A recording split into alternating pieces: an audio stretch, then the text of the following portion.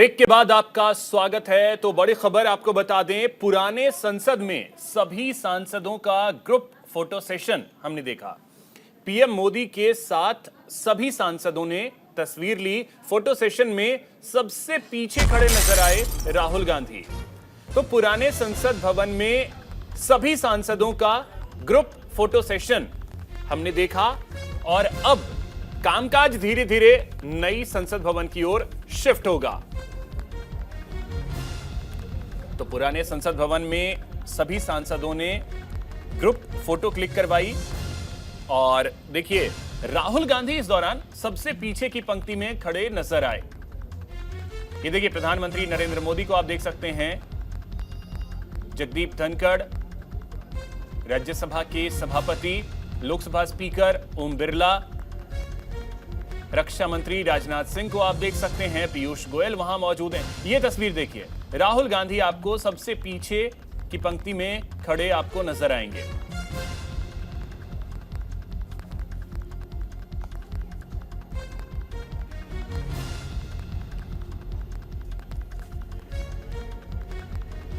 तो पुराने संसद भवन में ये तस्वीर क्लिक करवाई गई। चलते हैं दीपक चौबे के पास, हमारे सहयोगी विजय चौक से हमारे साथ जुड़े हुए हैं। दीपक, क्या जानकारी? अभिषेक, हमारे साथ बीजेपी के राष्ट्रीय प्रवक्ता शहजाद पूनावाला हैं, हम उनसे भी बात करेंगे लगातार महिलाओं को लेकर। और देखिए हमारे पीछे पहला पुराना संसद और दूसरा नया संसद, दोनों के बीच में हम लोग खड़े हैं। थोड़ी देर में प्रधानमंत्री इस नए संसद में जाएंगे। और मैं आपसे एक ही चीज कह सकता हूँ, पुराना संसद नहीं, विरासत भविष्य, इस प्रकार से आप कह सकते हैं। ये हमारी विरासत, ये हमारी धरोहर है, ये हमारा भविष्य है। और इसीलिए ये यात्रा, दीपक भाई, आज आपको भी शुभकामनाएं। गणेश जी की गणेश चतुर्थी है।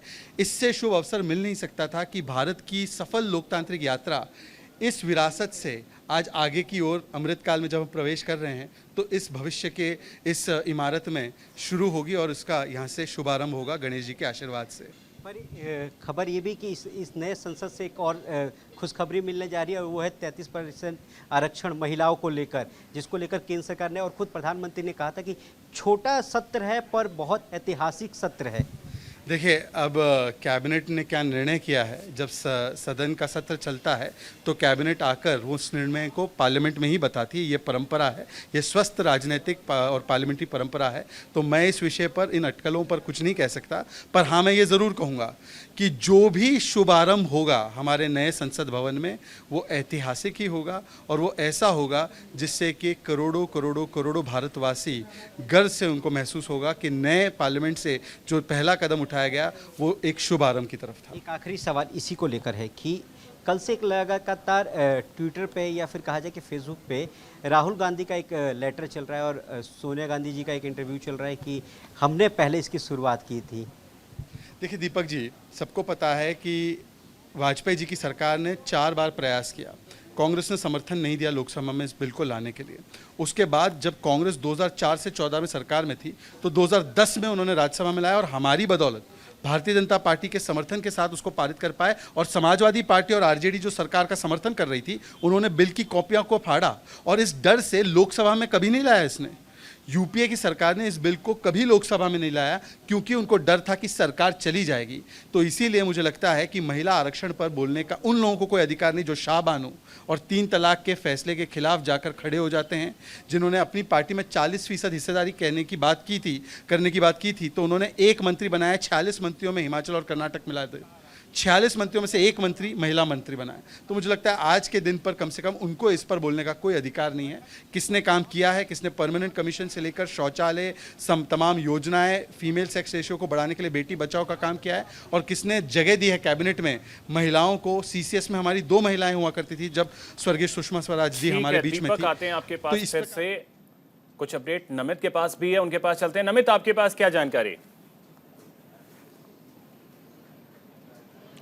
देखिए बिल्कुल यहाँ पर जहाँ पर हम इस वक्त मौजूद हैं, अब इससे कुछ देर के बाद ही ये जो तमाम महिलाएं यहाँ पर एकजुट हुई हैं, ये कुछ देर के बाद ही पार्लियामेंट के अंदर भी पहुँचेंगी। लेकिन आज गणेश चतुर्थी है और आज ही के दिन नए पार्लियामेंट का शुभारंभ भी हो रहा है। इसके साथ साथ जो चर्चा में है महिला आरक्षण बिल, वो भी आने की संभावना है, क्योंकि कुछ शुभ काम से पहले मीठा खाया जाता है, तो यहाँ पर हलवा भी आ चुका है। अच्छा, सवाल आपसे ये होगा कि महिला आरक्षण बिल अगर आता है तो कितना महिलाओं को फ़ायदा, और दूसरा ये कि नए पार्लियामेंट के अंदर अगर ये बिल आ जाता है और पास भी हो जाता है तो इसको कितना ऐतिहासिक मानते हैं? नया पार्लियामेंट का आज इनॉग्रेशन हो रहा है, तो ये फर्स्ट बिल है जो पास होएगा, तो ऐतिहासिक, तो ये आगे की जनरेशन्स भी याद रखेंगी कि इस पार्लियामेंट में पहला बिल कौन सा पास हुआ था।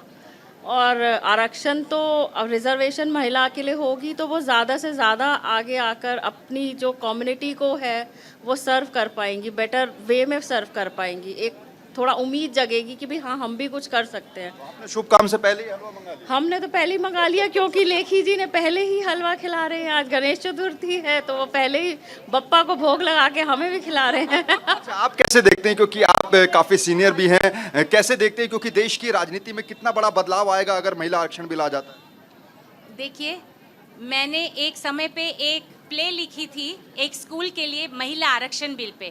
सिखाना ये था कि पार्लियामेंट में बिल पास कैसे होता है, तो मैंने मुद्दा चुना था महिला आरक्षण बिल का। उसमें 33% पे मैंने प्ले बनाई थी और वो प्ले को फर्स्ट प्राइज़ मिला था। मैं जब लिख रही थी, मैंने अपने सपने में भी नहीं सोचा था कि एक दिन मैं हकीकत में उसको विधान बनते हुए देखूंगी। आज जब मैं देखती हूँ तो मुझे लगता है समय की धार ने पलट पार हुआ है, इतिहास ने धार मोड़ी है। मुझे तो विश्वास नहीं हो रहा है, इस यकीन मानिए, क्योंकि ये चीज़ के हम बोलते थे लेकिन एक ऐसी जड़ता थी हमारे समाज में। मैं मुसलमान औरतों के साथ काम करती हूँ, मैं जानती हूँ कि जब सदियों का दासत्व होता है, क्या आपके मनोभाव होते हैं, क्या मनोदशा होती है। ये बिल सारी हमारी पुरानी बेड़ियों को तोड़ेगा, नया सोचने के लिए मजबूर करेगा। जैसे आप देखिए, 50% अगर आरक्षण मिला है पंचायत बॉडीज़ में, तो ट्रांसफॉर्मेशन, पहले सरपंच पति होते थे, आजकल वो सरपंच पत्नी बन गए हैं कि जिसकी पत्नी सरपंच है उसके नाम से बुलाया जाता है। एक बात का जिक्र, क्योंकि आपने कहा कि मैं मुस्लिम समाज की महिलाओं के साथ काम करती हूँ, ऐसे में कुछ ऐसे लोग हैं जो कि ये कहते हैं कि भारत की जो राजनीति है वो जातिवादी और दलगत राजनीति में विश्वास रखती है, लेकिन अगर ये बिल पास हो जाता है। चलिए नमित, आते हैं आपके पास। इसी बीच एक बड़ी खबर, थोड़ी देर में सेंट्रल हॉल में विशेष कार्यक्रम होगा।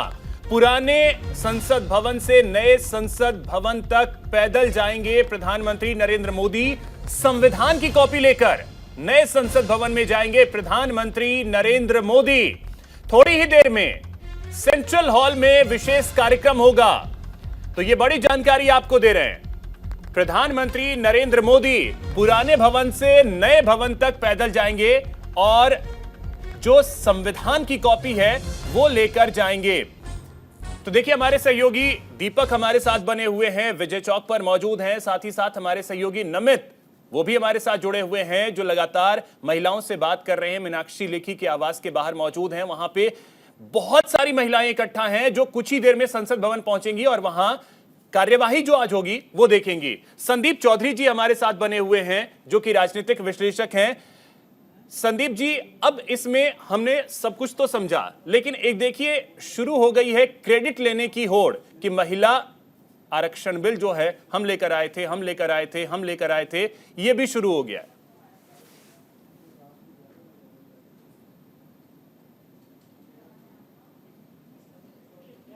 कोई दो राय नहीं, ऐसी बहस होंगी, लोग क्रेडिट लेने की कोशिश करेंगे, लेकिन आज जो एक पॉजिटिव चीज है जिस पर हम बात कर रहे हैं वह नए संसद भवन का उद्घाटन। और नए संसद भवन में एक नया बिल जो महिलाओं के लिए है, खासकर जिस पर हम चर्चा कर रहे हैं, महिलाओं का जोश और खरोश भी आप देख रहे हैं। मीनाक्षी लेखी जी की टीम जबरदस्त तरीके से तैयारी करके बैठी हुई है और हलवा चल रहा है। ये खुशी की बात है। ये चीजें जो लोगों के चेहरों पर दिखती है वो कहीं अंदर तक खुशी दे जाती है और इससे पता चलता है कि कार्य कितना बड़ा है, कितना विशाल है। तो आज अच्छा लग रहा है ये चीजें देख करके, और जिस तरीके से पक्ष विपक्ष के हमारे नेता, हमारे सांसद, चाहे कोई पीछे खड़ा है चाहे कोई आगे बैठा है, तो कम से कम सब लोग एक साथ इकट्ठे हुए हैं और सब लोगों को एक साथ इकट्ठा होना चाहिए और इन चीजों को इस तरीके से सेलिब्रेट करना चाहिए। वो किसी की भी सरकार हो, किसी भी पार्टी के नेता हो, कुछ भी हो, ये चीजें बहुत कम होती है इतिहास में। ये क्षणिक क्षण होते हैं। जिस तरीके का दिन आज आया है ये फिर कभी फ्यूचर में नहीं आएगा, क्योंकि हर दिन अपने आप में कंप्लीट होता है। वो जो गुजर गया वो गुजर गया, वो दोबारा लौट कर नहीं आता। तो मुझे लगता है ये एक सेलिब्रेशन का डे है और हमें सबको, पूरे देश को आज इसको सेलिब्रेट करना चाहिए और इसमें एक कमियां निकालने के बजाय हमें पॉजिटिविटी के साथ इसके पॉजिटिव एंगल्स को देखना और समझना चाहिए। नहीं संदीप जी, इस वजह से क्योंकि आज का दिन जैसा आपने बोला, आज तो सिर्फ और सिर्फ जश्न का दिन है, क्योंकि एक तो नई संसद भवन में आज से कामकाज शुरू हो जाएगा, एक वो जश्न, और दूसरा अगर महिला आरक्षण बिल आज पे आते हैं आपके पास सर सफीकुर रहमान बर्क कुछ बोल रहे थे, लेकिन ठीक है, आप ही से चीज समझना चाहेंगे कि एक तो जश्न का ये भी कारण है कि नए संसद भवन में सारा कामकाज शिफ्ट हो रहा है, आधुनिकता वहां दिखेगी, हमारे देश की संस्कृति दिखेगी, तो जश्न आप उसका मनाइए। दूसरा, महिलाओं के आरक्षण को लेकर के बिल आता है तो फिर उसको लेकर के महिलाएं जश्न मना रही हैं, पूरा देश जश्न मनाएगा। लेकिन ऐसे में आज के दिन सियासत से तो कम से कम बचने की जरूरत है। क्रेडिट ले लीजिएगा बाद में।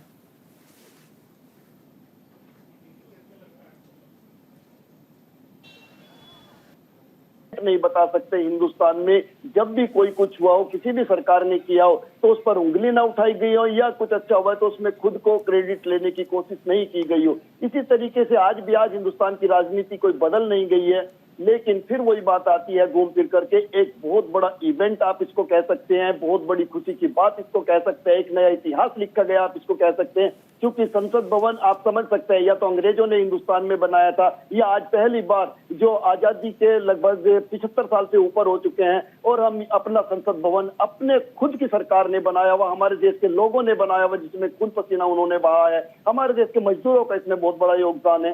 तो इससे बड़ी मूवमेंट मुझे नहीं लगता कुछ हो सकती है, इससे बड़ा खुशी का पल कोई हो सकता है।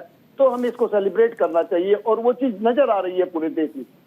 ठीक है, दीपक हमारे साथ विजय चौक से बने हुए हैं। दीपक आपके पास आ रहे हैं। आज तो जश्न का दिन है, आज तो कम से कम सियासत से लोगों को बचना चाहिए।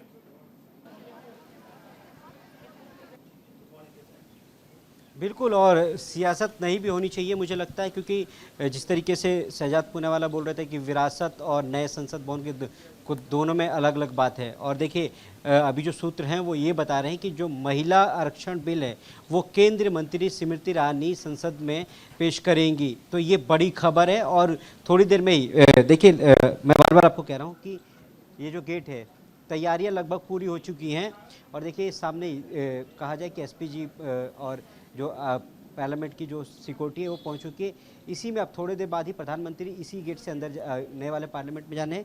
बस हम अपने दर्शकों को भी ये दिखाएंगे किस तरीके से प्रधानमंत्री नरेंद्र मोदी जो क्या कहते हैं कि संविधान है उसको लेकर जब नए संसद में जाएंगे। और जाहिर सी बात है कि जब महिला आरक्षण की बिल आती है, खुद देखिए विपक्ष की जो नेता या फिर कांग्रेस की चेयरपर्सन अगर कहा जाए, सोनिया गांधी खुद महिला हैं। उसके बाद उन्होंने भी कई बार, या फिर 2010 में जो लेटर लिखा था, राहुल गांधी ने भी लेटर लिखा है। उसके बाद ममता बनर्जी खुद महिला हैं। ऐसे कई सारे अगर बात की जाए तो कई सारी सांसद हैं वो महिला हैं। तो महिलाओं के आरक्षण की बिल की बात हो रही, तो आज मुझे नहीं लगता कि राजनीति होनी चाहिए। हालांकि राजनीति अपनी जगह है, क्योंकि अगर राजनीति अगर नहीं करेंगे वो लोग तो फिर कैसे काम चलेगा। जहां एक तरफ विपक्ष की बात की जाए या फिर सत्ता पक्ष की बात की जाए, दोनों अपने अपने अलग अलग गुट में हैं कि उनको लगता है कि हमें भी चुनाव लड़ना है, तो उनको लगता है कि हमें भी चुनाव लड़ना है। तो इस वजह से, क्योंकि देखिए सामने तो 3 राज्यों के चुनाव है ना, अगर 3 राज्यों के चुनाव जीतने हैं तो ये जो कहा जाए कि जो महिला आरक्षण बिल है उसको किसी न किसी को अपने पाले में तो डालना पड़ेगा कि किसने पास करवाया। हालांकि इस कहा जाए तो उसके बाद फिर पूरे असली एक्सरसाइज तो उसके बाद भी शुरू होगा ना कि 33% टिकट भी तो देना पड़ेगा महिलाओं को। ये भी थोड़ा सा देखना बेहद दिलचस्प होगा। ठीक है दीपक, आपके पास आते हैं फिर से। यहाँ कुछ प्रतिक्रियाएं आ रही हैं, वो सुनवाते हैं।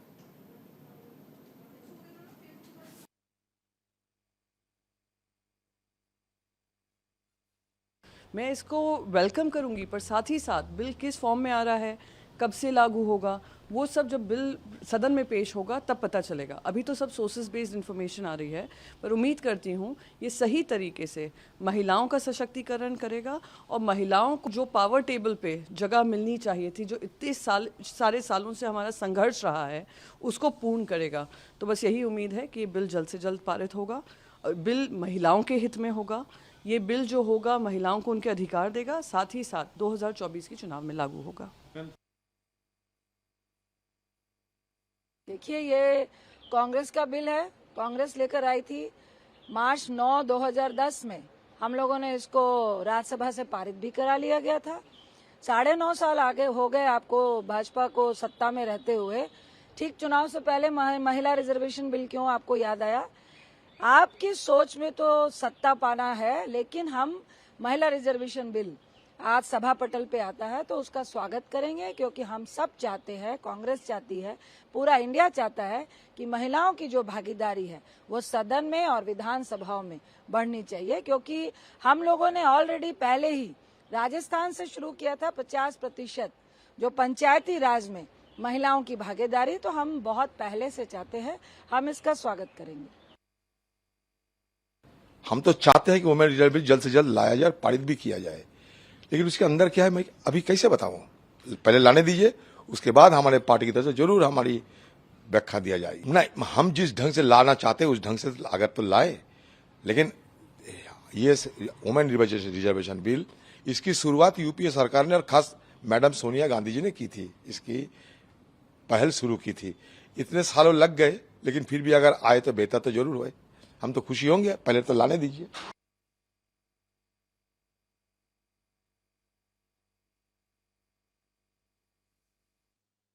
सारी दुनिया की जो से संसद भवन का बनाया गया है, वो हम सब लोगों के लिए एक सौभाग्य के क्षण है कि नए संसद भवन में बैठने का अवसर मिल रहा है।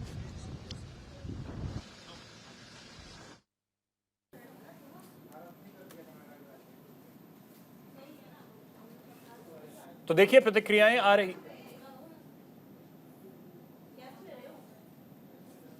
कई दशकों से इस बात की प्रतीक्षा थी कि वुमेन रिजर्वेशन बिल आ जाए।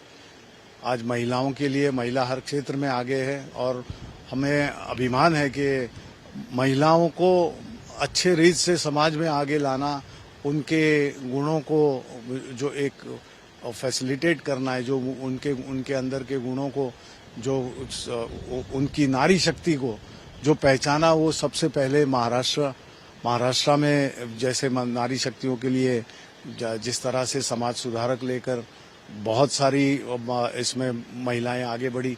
आज तकनीकी बात हो या और कोई बात हो, महिलाएं घर तक सीमित न रह के उन्होंने अच्छी शिक्षा प्राप्त की है और उनके अंदर जो गुण है वो उनके अंदर के गुणों में, फिर वो चाहे पॉलिटिक्स हो, दशकों से चलता आ रहा है ये। और ये वुमेन रिजर्वेशन की बात बहुत सालों से चलती रही, बहुत सारे सत्ताधीशों ने भी इस तरह का प्रयास किया। आज ऐसे कहते हैं कि कल कैबिनेट में इसको मंजूरी मिली है और आज शायद या कल बिल प्रस्तुत भी होगा, तो ये बहुत बड़ी बात है और जिसकी प्रतीक्षा थी महिलाओं के लिए खास, वो अपने लोकतंत्र को और मजबूत बनाने के लिए एक अच्छा कदम रहेगा। आज महिला आरक्षण बिलाच्या संदर्भामध्ये ज्या पद्धतीनं काल कॅबिनेटमध्ये मंजुरी मिळाली आहे त्याचं स्वागत प्रत्येकजण करतोय, कारण गेल्या कित्येक दशकांपासून महिला आरक्षण यावं, महिला आरक्षण विधानसभा लोकसभेमध्ये मिळावं यासाठीचा प्रयत्न सत्ताधाऱ्यांनी वेगवेगळ्या पद्धतीनं केला, परंतु काही ना काही कारणास्तव ते बाजूला ठेवण्यात आलं। आज अभिमान या गोष्टीचा वाटतोय की आज महिला बिल किंवा महिला आरक्षण जर संमत झालं तर त्याचं श्रेय खरोखर कुठं ना कुठं महाराष्ट्रासारख्या राज्याला, आमच्या राज्याला जातं आहे। याचं कारण महाराष्ट्राला जो इतिहास आहे, मग सावित्रीबाई फुलेंपासून किंवा त्याच्या अगोदरही झाशीची राणी किंवा अहिल्याबाई होळकर या महिलांनी संपूर्ण क्षेत्र गाजवलं आहे। शौर्य म्हणा, तुमचं प्रत्येक क्षेत्रामध्ये आज महिलेने फक्त घरापर्यंत सीमित न राहता आज समाजाचा खरा विकास किंवा आज देशाला जी बळकटी आणली आहे त्यामध्ये स्त्रीचा सहभाग आहे आणि म्हणून नारी शक्तीला चालना देण्याचं एक वेगळ्या पद्धतीनं जे आजपर्यंत एक प्रतीक्षा होती, आजपर्यंत जी उमेद होती की कधीतरी हे बिल यावं, तर हे जर बिल आलं तर ते एक स्वागतार्ह आहेच.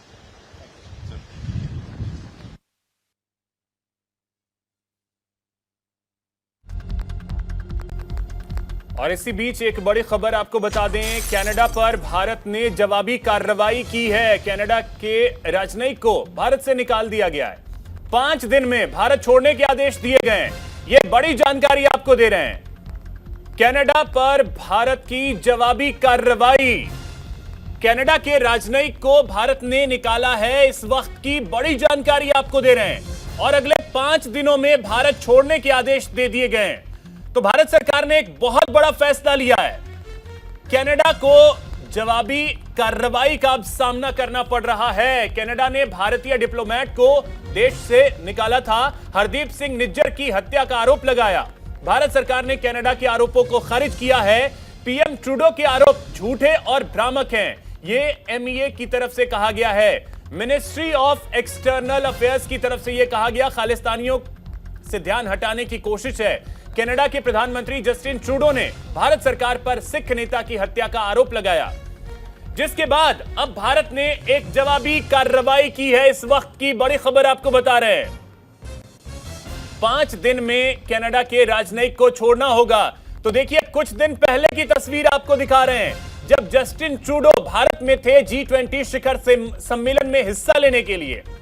उस वक्त की यह तस्वीर. और ट्रूडो जैसे ही कनाडा वापस लौटे, उसके बाद उन्होंने भारत को लेकर एक अलग ही रुख अख्तियार किया, जिसके बाद अब जवाबी कार्रवाई भारत ने भी शुरू कर दी है. 5 दिन में भारत छोड़ने के आदेश दे दिए गए हैं कनाडा के राजनयिक को.